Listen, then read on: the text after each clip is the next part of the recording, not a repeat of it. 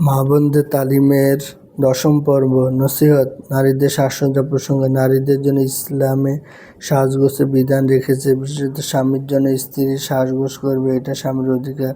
স্বামীকে সন্তুষ্ট করার জন্য সাজগোজ করা নারীর উপর কর্তব্য। স্ত্রীর প্রতি স্বামীর অধিকার হলো স্ত্রী স্বামীর উদ্দেশ্যে ঘরে সাজগোজ করে থাকবে। স্বামীর এই অধিকার খুব শক্ত অধিকার। এমনই ফিকহের কিতাবে মাসালা বলা হয়েছে, যত কারণে স্বামী স্ত্রীকে মারধর করতে পারে তার ভিতরে এটাও একটা। স্ত্রী যদি ঘরে সাজগোজ করে না থাকে তাহলে স্বামী এর জন্য স্ত্রীকে মার দিতে পারে। স্বামীর মনোরঞ্জন বৈবাহিক জীবনের একটা বড় উদ্দেশ্য। স্ত্রী ঘরে সাজগোজ করে না থাকলে স্বামীর মনোরঞ্জন ব্যাঘাত ঘটবে। এভাবে বৈবাহিক জীবনে একটা বিরাট ক্ষতি সাধিত হবে। তাই শরীয়ত এই বিষয়টাকে শক্ত করে দেখেছে। স্ত্রীর জন্য প্রয়োজনীয় সাজগোজ করতে পারে, এজন্য স্বামী স্ত্রীকে সাজগোজের মতো প্রয়োজনীয় কাপড় চোপড় প্রদান করবে। আর তবে প্রত্যেক ঈদ আসলে নতুন নতুন কাপড় চোপড় দিতে হবে। বিবাহ শাদী ইত্যাদি অনুষ্ঠান আসলে নতুন নতুন কাপড় চোপড়, নতুন নতুন গয়না সাজনা দিতে হবে। এটা স্বামীর দায়িত্ব নয়, বরং এই মানসিকতাই ভালো নয় যে নতুন নতুন অনুষ্ঠান আসলে প্রত্যেকবার নতুন নতুন শাড়ি গয়না চায়। আত্মীয় স্বজনের বাড়ি বেড়াতে গেলে প্রত্যেকবার নতুন নতুন সেট চাই, এই মানসিকতাই ভালো নয়। নারীদের মনোভাব এই থাকতে হবে যে আমার সাজগোজ যা কিছু করার আমি ঘরে করব, যা কিছু দেখানোর স্বামীকে দেখাবো, বাইরের লোককে নয়। কিন্তু সাধারণত দেখা যায় মহিলাদের মানসিকতা হলো এর উল্টো। ঘরে স্বামীর কাছে থাকে বিধবার মতো, আর বাইরে যাওয়ার সময় সাজগোজের বাহাদকে দেখে, যেন বাইরের লোকদের সৌন্দর্য দেখানোর জন্য যাচ্ছে, অথচ কোরআন কারিমে এটা নিষেধ করা হয়েছে। তোমরা জাহিলি যুগে নারীর মতো সৌন্দর্য প্রদর্শনের জন্য বের হয়েও না। সূরা আহজাব আয়াত ৩৩। বোঝা গেল বাইরে সাজগোজ করে যাবে না। মহিলাগণ প্রয়োজনে বাইরে যেতে হলে যাবে সাদামাঠা ভাবে, যাতে তার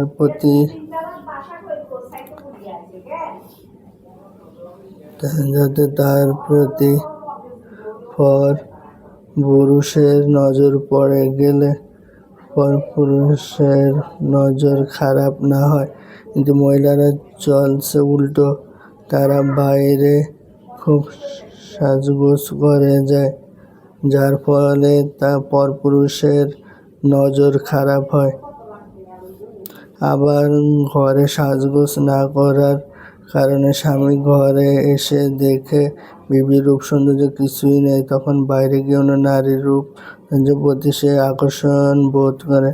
এভাবে স্বামীর নজর খারাপ হয় এবং এক পর্যায়ে এটা তার চরিত্র নষ্টের কারণ হয়ে দাঁড়াতে পারে।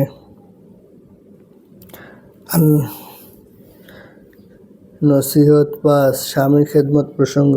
স্ত্রীদের জন্য আল্লাহ রাসূলের হুকুম মান্য করার পর সবচেয়ে গুরুত্বপূর্ণ হলো স্বামীর খেদমত এবং স্বামীর আনুগত্য করা।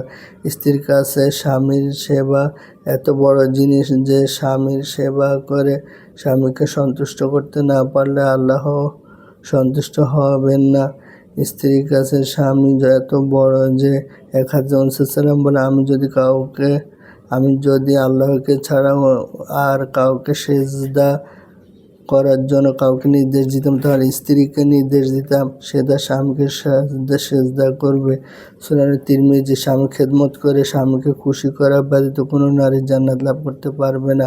স্বামীকে অসন্তুষ্ট রেখে কোনো নারী আল্লাহকে সন্তুষ্ট করতে পারবে না।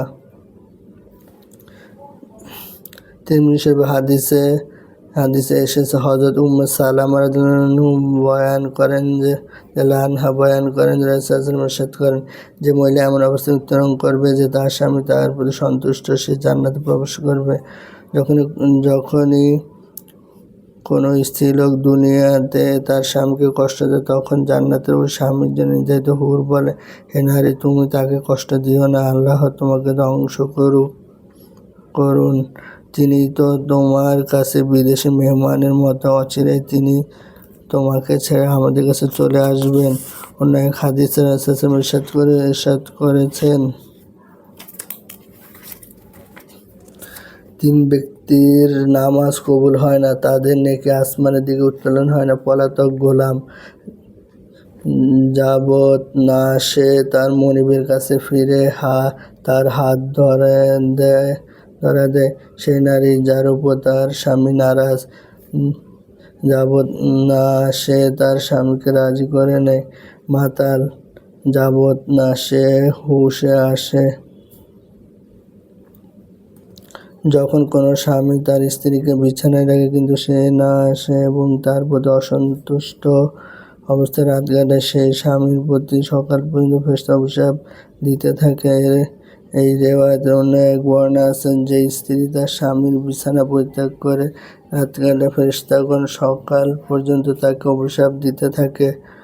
সেই সত্তার কসম যার হাতে আমার জীবন, যদি কোনো ব্যক্তি তার স্ত্রীকে তার বিছানায় ডাকে আর সে তা অস্বীকার করে, তাহলে স্বামী তার প্রতি খুশি না হওয়া পর্যন্ত আসমানে যিনি আছেন তিনি তার প্রতি অসন্তুষ্ট থাকেন।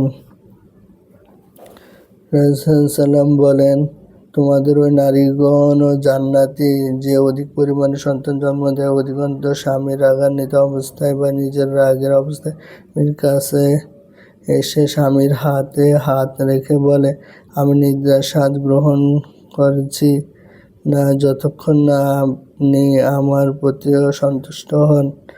এভাবে সে স্বামীকে সন্তুষ্ট করে নেয়। নারীদের বিশেষ 2টি দোষ প্রসঙ্গ। শুকর আদায় করা ওয়াজিব। আল্লাহর নেয়ামত অনুগ্রহের শুকর আদায় করা ওয়াজিব। এমনিভাবে যে কোনো মানুষ ইহসান বা অনুগ্রহ করলে তার শুকর আদায় করা ওয়াজিব।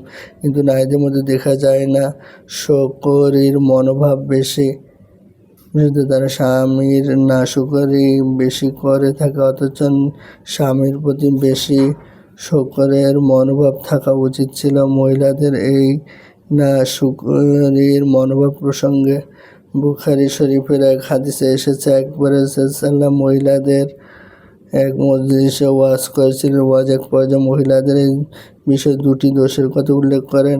হে মহিলারা, তোমরা বেশি বেশি করে দান সদকা করো, কারণ জাহান্নামে দেখেছি তোমাদের মহিলাদের সংখ্যা বেশি। দান সদকার কারণে তোমাদের পাপ মোচন হবে, এভাবে তোমরা জাহান্নাম থেকে রক্ষা পাবে। তখন এক বুদ্ধিমতী মহিলা জিজ্ঞেস করেন, ইয়া রাসূলুল্লাহ, আমরা নারীরা জাহান্নামের সংখ্যা বেশি থাকবো, তার কারণ কি? তখন রাসূল সাল্লাম বললেন, তার বিশেষ 2টি কারণ। এক হলো তোমরা বেশি বেশি অভিশাপ দাও, আর এক হলো তোমরা স্বামীর নাশুকরি করো।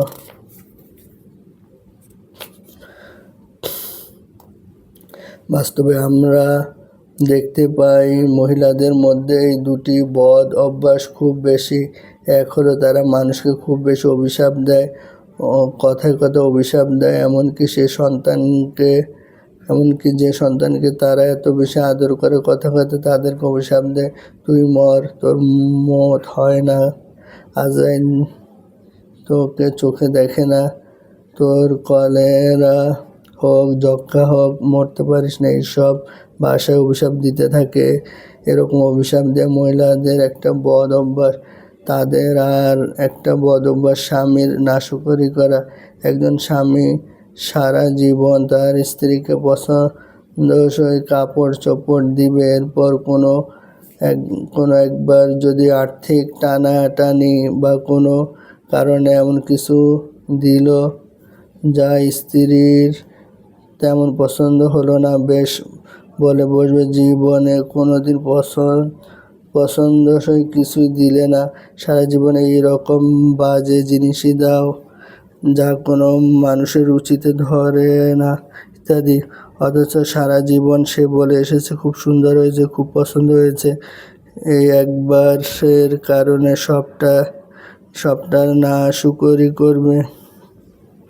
সারা জীবন যদি তাদের কারো প্রতি ভালো সব কিছু করো, তারপর একবার কোনো কিছু তার মন পুত না হয়, তাহলে বলে বসবে, জীবনে কোনো দিন তোমার থেকে ভালো কিছু পেলাম না। এই নাশুকরির মনোভাব থেকে আল্লাহর নেয়ামত নাশুকরির পয়দা হবে। মানুষের নাশুকরি করার মনোভাব থেকে আল্লাহ পাকের নাশুকরি করার মনোভাব এসে যায়। আল্লাহর বান্দা আমাকে সারা জীবন কি দিল আর তা দেখলাম না, বরং একবার কি দিল না তাই দেখলাম। এ থেকেই অভ্যাস আসবে যে আল্লাহ আমাকে কত নেয়ামত দিয়েছেন সেগুলো দেখব না, বরং কি দেননি শুধু সেটা দেখব। এর থেকে আল্লাহর নাশুকরি আসবে। এভাবে বান্দার নাশুকরি করলে আল্লাহর নাশুকরি এসে যায়। যে মানুষের শুকর আদায় করে না সে আল্লাহর শুকর আদায় করতে পারে না। নাশুকরি করা মারাত্মক গুনাহ, কবিরা গুনাহ। আল্লাহর নাশুকরি করাও কবিরা গুনাহ।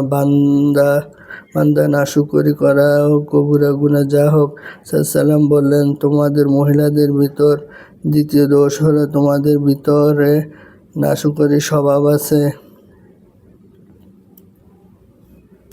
আমাদের মহিলাদের এই দুই ধরনের দোষ থেকে মুক্ত হওয়ার বিশেষভাবে প্রচেষ্টা করা উচিত। আল্লাহ তাআলা তৌফিক দান করুন।